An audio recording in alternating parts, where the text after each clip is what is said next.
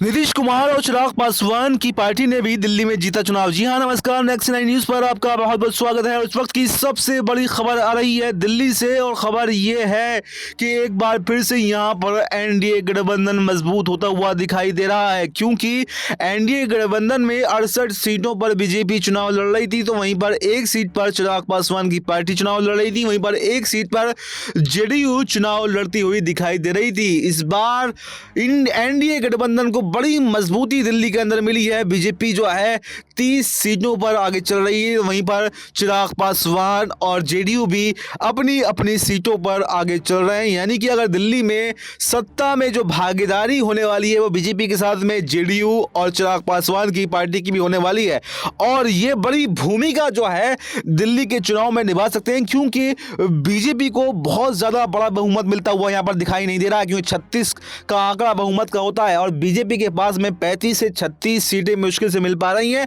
वहीं पर 2 सीटें चिराग पासवान और नीतीश कुमार की पार्टी को मिल रही, यानी कि अगर ये अपना समर्थन वापस ले लें तो यहां पर बीजेपी को बड़ा झटका लग सकता है।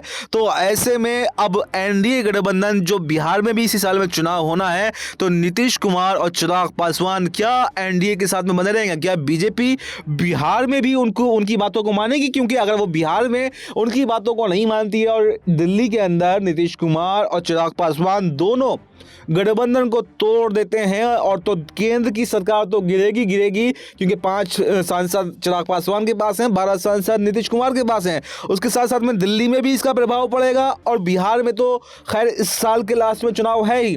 और अगर जैसे हलचल बढ़ रही है बिहार के अंदर चुनाव से पहले कि नीतीश कुमार अपनी डिमांड रख रहे हैं, चिराग पासवान अपनी डिमांड रख रहे हैं, तो क्या बीजेपी अब उनकी डिमांडों को पूरा करेगी? और अगर डिमांडों को पूरा नहीं करती है तो फिर नीतीश कुमार और चिराग पासवान बड़ा फैसला बीजेपी के विरुद्ध ले सकते हैं। तो फिलहाल इस खबर में इतना ही। आपको किस पर क्या कुछ करना है कमेंट बॉक्स में अपनी राय जरूर बताएं। देश और दुनिया की तमाम बड़ी खबरों के लिए बने रहिए हमारे साथ और देखते रहिए नेक्स्ट 9 न्यूज।